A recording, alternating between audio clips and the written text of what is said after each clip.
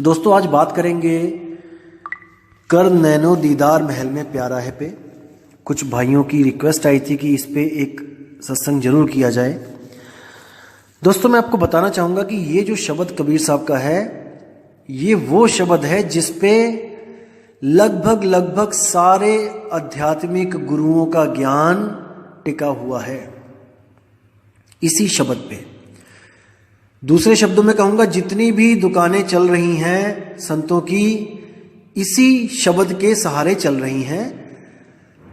ये ऐसा शब्द है जिसमें चारों चालें जो मैंने बताई थी आपको कि चींटी की, मकड़ी की, मछली की और विहंगम चाल, चारों चालों का जिक्र इसी एक शब्द में है। दोस्तों विवेक के द्वारा इसको अलग अलग आपने करना है, मैं आपकी केवल मदद करूंगा। तो दोस्तों शुरू करते हैं।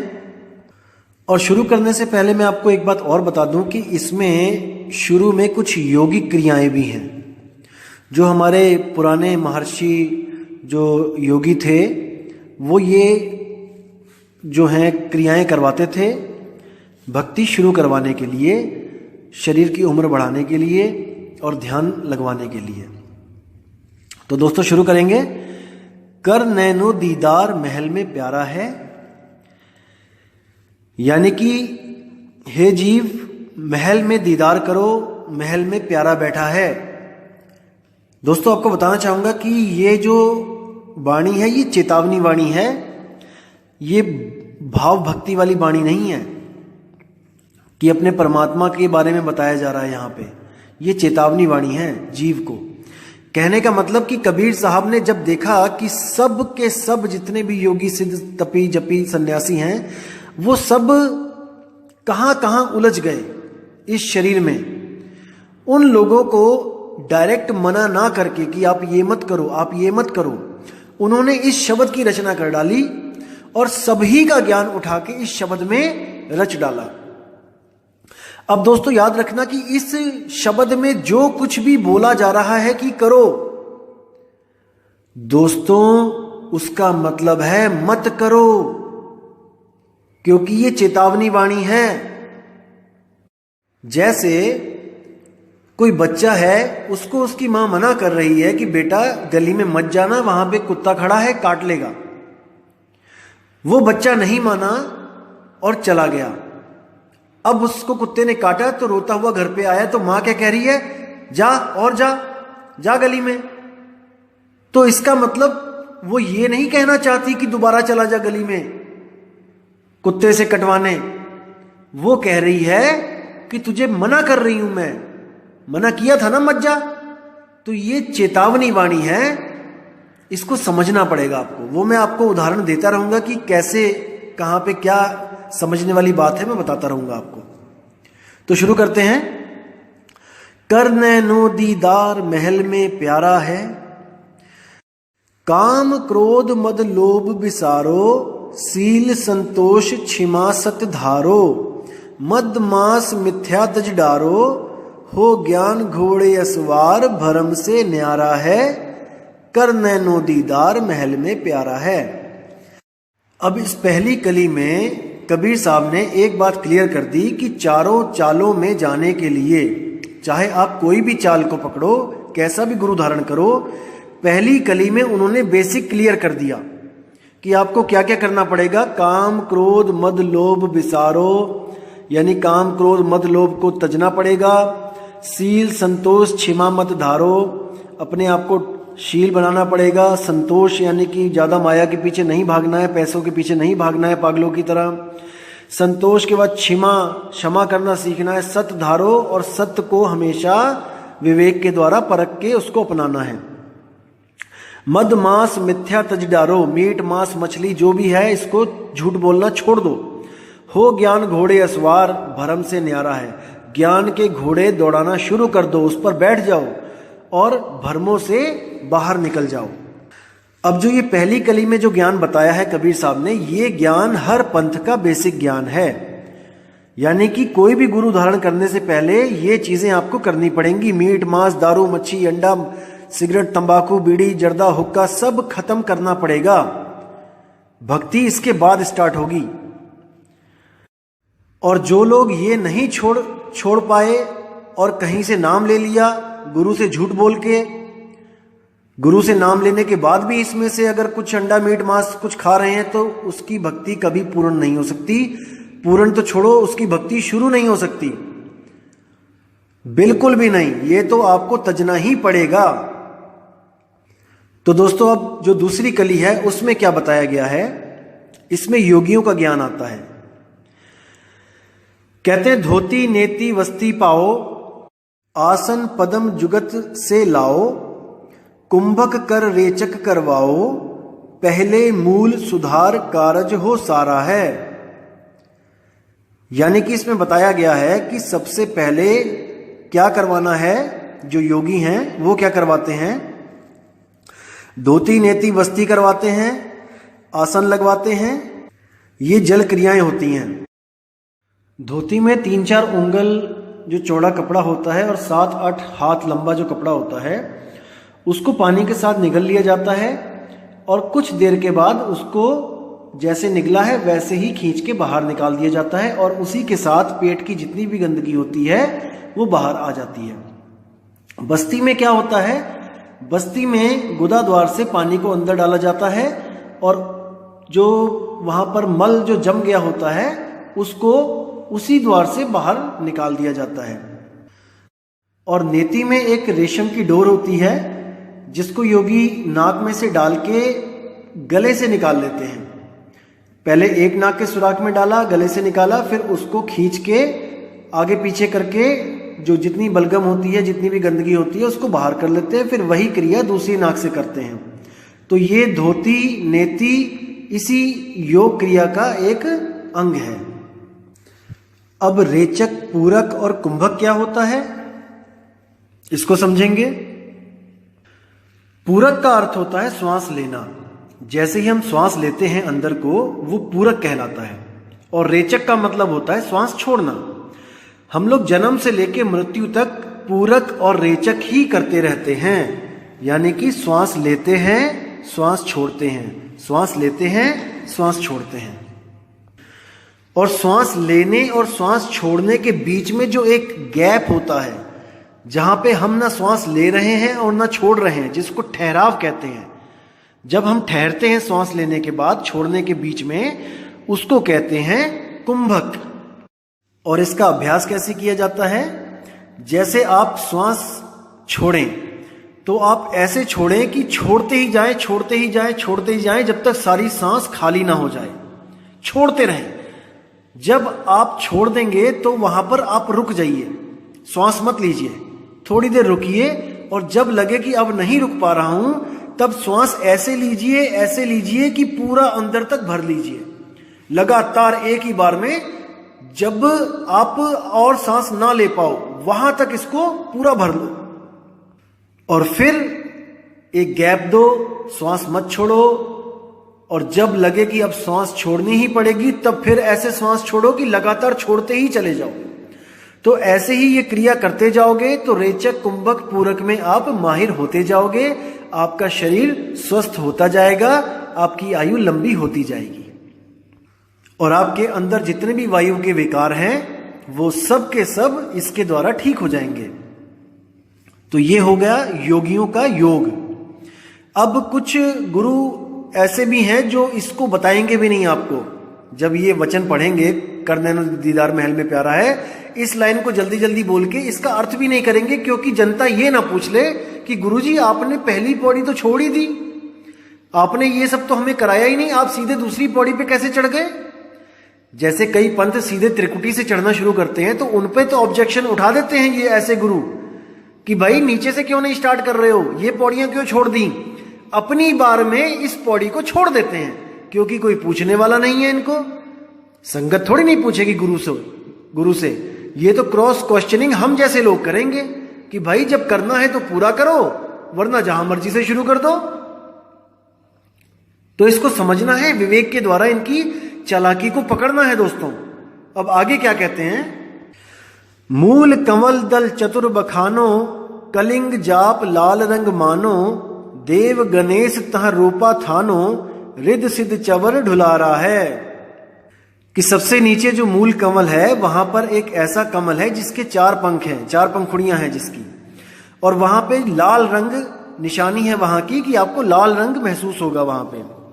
और वहां पर देव गणेश वहां पे बैठा है और वो रोपा थानो यानी कि सुरती को आगे नहीं जाने दे रहा है। रिद्ध सिद्ध चमर दुलारा है, अगर वहां तक कोई सुरती पहुंचती भी है तो उसको रिद्धियों सिद्धियों के जाल में ये फंसा देता है ताकि ये और ऊपर ना जा पाए, यहीं से भ्रमित होके फिर वापस नीचे गिर जाए। उसके आगे क्या बोला है, स्वाद चक्र षटदल विस्तारो, ब्रह्मा सावित्री रूप निहारो, उलट नागिनी का सिर मारो, तहां शब्द ओंकारा है। आगे जो स्वाद चक्र है वहां पर 6 कमल दल जो वहां पर है उसमें ब्रह्मा और सावित्री के रूप को निहारो। वहां पे जो शक्ति है वो ब्रह्मा और सावित्री के रूप में काम कर रही है। जैसे गणेश जी की जो शक्ति है, जो चक्र है, उसका क्या काम है, उस चक्र का काम है आपके पेट में जितनी भी गंदगी है उस गंदगी को साफ करना। जैसे सबसे पहले गणेश को मनाया जाता है, आपने देखा होगा कोई भी पूजा पाठ होती है सबसे पहले गणेश की पूजा करवाई जाती है। उसका क्या राज है दोस्तों, अब हिंदू लोग तो गणेश की पूजा कर लेंगे, मुसलमान, अफ्रीकन, अमेरिकन, जापानीज ये तो गणेश की पूजा नहीं करते हैं, तो यानी कि इनकी सारी पूजा बेकाम है, वो सफल ही नहीं हुई, क्योंकि बिना गणेश की पूजा करे कोई पूजा सफल ही नहीं होती है। तो दोस्तों ये वो पूजा नहीं है जो आप सोच रहे हो कि थाली घुमाएंगे आरती लगाएंगे, नहीं। गणेश जी का कार्य होता है कि जितना भी पेट का जो मल होता है, गंदगी होती है, उसको बाहर निकालना। अगर आप योग क्रियाओं को देखोगे तो एक गणेश क्रिया भी होती है। अगर आपकी दिनचर्या में सबसे पहले सुबह उठ के पहला कर्म पेट की सफाई करना है, तब तो आप बहुत अच्छा बाकी कर्म भी करते रहोगे। अगर आप सुबह उठ के पहले फ्रेश नहीं होते हो दोस्तों, तो आपको कब्ज की प्रॉब्लम होगी और भी कई ऐसी प्रॉब्लम होंगी कि आपको मल त्यागने में प्रॉब्लम आने लगेगी। तब गणेश क्रिया यूज की जाती है। उसमें क्या होता है, उंगली ली जाती है, उंगली में तेल लगा के, जो बड़ी वाली उंगली है उसमें तेल लगा के गुदा के अंदर डाल के क्लॉकवाइज और एंटी क्लॉकवाइज बड़े सावधानी से घुमा के गंदगी को बाहर निकालना होता है। तो ये तब किया जाता है जब आपका स्वास्थ्य ठीक ना हो, ये गणेश क्रिया होती है। तो बाकी जितने पाकिस्तानी हैं, अमेरिकन हैं, ये लोग हैं, ये गणेश को कैसे मनाएंगे भाई? सुबह सुबह जाके फ्रेश होना ही गणेश को मनाना कहलाया जाता है। थालियां लेके घुमाना नहीं, या कोई कलिंग जाप नहीं। गणेश मनाना यानी कि सुबह उठ के सबसे पहले अपना पेट साफ करना, ताकि बाकी के जितने भी कर्म है, जितनी भी पूजा है, जैसे पेट पूजा है, कर्म ही पूजा है, बाकी सारे कर्म इस गणेश क्रिया के, इस मल त्यागने के बाद करने हैं। तब आपका स्वास्थ्य एकदम ठीक रहेगा। तो बाहर के जितने भी लोग हैं वो सुबह फ्रेश होके गणेश को मनाते हैं ताकि उनके बाकी काम सफल हो जाएं। नहीं तो सारा ध्यान यहीं पे फंसा रहेगा कि आज मैं सुबह गया ही नहीं। अब आगे जो बताया कि स्वाद चक्र में जो ब्रह्मा सावित्री है वो क्या है, वो कैसे काम करता है वो चक्र? ब्रह्मा सावित्री ही वो चक्र है जिससे शादी के बाद संतान उत्पत्ति होती है। ब्रह्मा बीज डालता है कहां पर? खेत में, और वहां से सृष्टि का विस्तार करता है, गर्भ में बच्चा पैदा करता है। और वहां का मंत्र बताया गया है ओंकारा। आगे कहते हैं नाभि अष्ट कमल दल साजा, श्वेत सिंहासन विष्णु विराजा, हिरिंग जाप तासु मुख गाजा, लक्ष्मी शिव आधारा है। अब यहां बताया गया है कि नाभि में 8 पत्तों का कमल है और वहां के जो धनी हैं वो विष्णु जी हैं। और उनका क्या कार्य है कि जो भी बच्चा गर्भ में ब्रह्मा जी ने पैदा किया है उसको अंदर ही अंदर खाना पीना पहुंचाना। आपने देखा होगा बच्चे के नाभि से माँ के शरीर को जोड़ दिया जाता है। जब वो गर्भ में होता है 9 महीने तक, तो उसका खाने पीने का सारा इंतजाम विष्णु जी करते हैं। और जब वो बच्चा बाहर आ जाता है तो उसको काट दिया जाता है, उसकी जो नाड़ी होती है, और वो जो खाना खाता है वो भी डायरेक्ट पेट में जाता है, नाभि के पास, और वहां से ही उसका रस निकाला जाता है। जो कुछ भी वो खाता है वो सारा कार्य विष्णु जी का है। और वहां का जो जाप है, जो लोग योगी वहां का जाप करते हैं, वहां सिद्धियां जो प्राप्त करते हैं, वो हीरिंग जाप है वहां पे। और इसका जो आधार है वो शिव आधारा, यानी कि हृदय कमल से सारी पावर वो लेता है। अब आगे चलते हैं, आगे क्या बोलते हैं? द्वादश कमल हृदय के माही, जंग गौर शिव ध्यान लगाही, सोहंग शब्द तहां धुन छाई, गण करे जय जयकारा है। अब आगे जो हृदय कमल है वहां पर 12 पत्तों का जो है वहां पे कमल है, और वो स्थान है शिव और पार्वती का। अब वहां पर उनका क्या कार्य होता है? आपने देखा होगा कि शिव जी के पास जो डमरू है, वो डमरू चलता है कैसे? डम डम डम डम। तो वही जो शिव जी का जो मेन कार्य है वो है दिल की धड़कन जो डमरू की तरह चलती है, धक धक धक धक, उसको रोकना, यानी कि संहार करना। जो ब्रह्मा जी ने पैदा किया है, जिसकी विष्णु जी पालना कर रहे हैं, उसी को संहार करना शंकर जी का कार्य है। याद रखना दोस्तों, इस दुनिया में कोई भी आदमी ऐसा नहीं है जो बिना हार्ट अटैक के मरता है। हार्ट अटैक का मतलब यह है कि दिल की धड़कन रुक जाना। आपकी दिल की धड़कन चल रही हो और आपका दिमाग डेड है, आपके हाथ पैर सब कुछ कोमा में, सब दिमाग कोमा में, सब कुछ जीरो है, लेकिन आपकी दिल की धड़कन चल रही है, तो आपको डेथ सर्टिफिकेट नहीं दिया जाएगा। डेथ सर्टिफिकेट उसका ही मिलेगा जिसका संहार शंकर जी ने कर दिया है, जिसका डमरू शंकर जी ने रोक दिया है। और शंकर जी का तांडव क्या होता है? जब भी किसी की मौत आती है या जब भी कोई किसी को मारने जा रहा होता है, तब उसकी धड़कन 10 गुना स्पीड से भाग रही होती है। वही तांडव नृत्य है शंकर जी का। जब ये तांडव नृत्य होने लग जाए तो समझ जाओ कि या तो यहां वाला मरेगा या सामने वाला। जैसे किसी का झगड़ा हो तो दिल की धड़कन सुपर फास्ट हो जाती है, और इन दोनों में से एक को तो शंकर खत्म ही करेगा। अब कहते हैं कि वहां का जो शब्द है वो है सोहंग शब्द, और वहां पे उनकी जय जयकार हो रही है। जो लोग इन कमलों को भेद के ऊपर चढ़ते हैं, उनको वहां पे ये सारे नजारे सुरती को दिखाए जाते हैं, ये भरमजाल सारा दिखाया जाता है। आगे क्या कहते हैं? षोडश दल कंवल कंठ के माही, तेहि मद बसे अविद्या बाई, हरिहर ब्रह्मा चवर ढुराई, जहां शारिंग नाम उचारा है। यानी कि जो कंठ कमल है वहां पर 16 पत्रों का जो है कमल खिला हुआ है, और उसमें अविद्या बाई यानी कि शेरावाली माता का ही एक रूप अविद्या बाई बोला है, जो विद्या की देन है, जो देती है। यानी कि कंठ में विद्या, अविद्या बाई के रूप में, सरस्वती के रूप में शेरावाली विराजमान है। अब उस कंठ में उसका क्या कार्य होता है? जितनी भी दुनिया की भाषाएं हैं वो अविद्या बाई गले से बुलवाती है, वो सारी भाषाएं बुलवाती है। और क्या बुलवाती है? वो क्या होता है? वो हुक्म होता है किसका? मन का। क्योंकि दोस्तों मन खुद नहीं बोल सकता कि उसे क्या चाहिए। जैसे आप बैठे हुए हो और आपके दोस्त भी बैठे हैं, अब आपका मन कर रहा है कि सिगरेट पीना है, तो अगर आप मन में सोचोगे अकेला केवल कि चलो सिगरेट पीने चलते हैं, तो वो आपके दोस्तों को सुनाई नहीं देगा, क्योंकि मन बोल नहीं सकता। इसलिए इस मन ने अपनी बीवी को ये ड्यूटी दे रखी है कि जो कुछ भी मैं सोचता हूं उसको कंठ के द्वारा बोल के इस दुनिया को बताओ कि मेरा क्या हुक्म है। तो अविद्या बाई का ये जो काम है कि जितनी भी उसके पति की जो हुक्म है, जो उसके पति की जो चाह है, वो सामने सबको बताना। तो ये इसका काम है, और यही हुक्म देती है ब्रह्मा विष्णु महेश को कि सृष्टि करो, पैदा करो।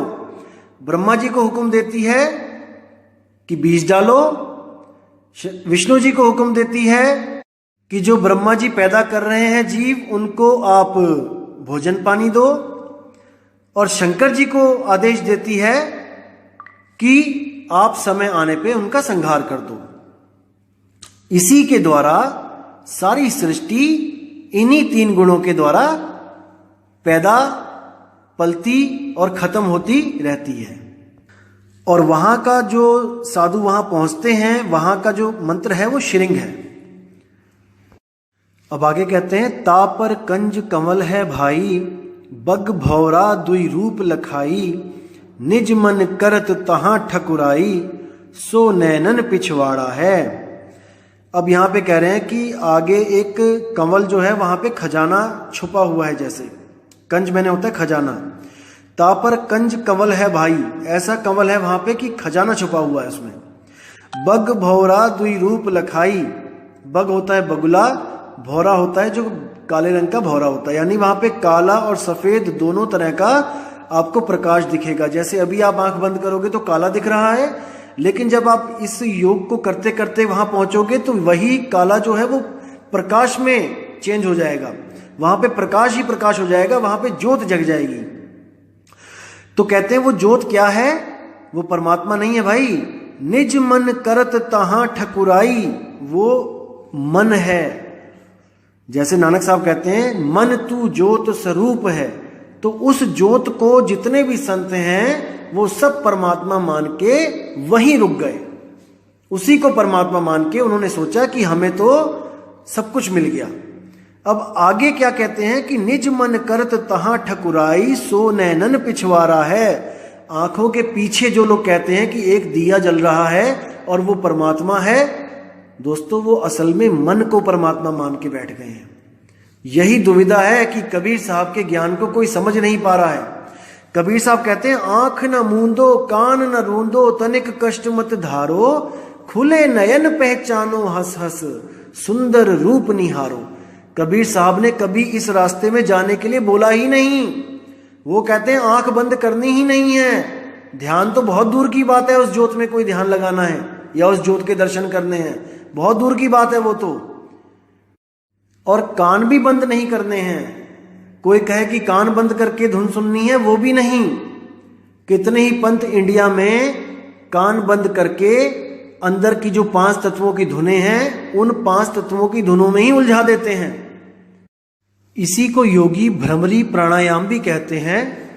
आप किसी योगी से पूछ भी सकते हैं इसके बारे में, वो आपको उचित जानकारी दे देगा।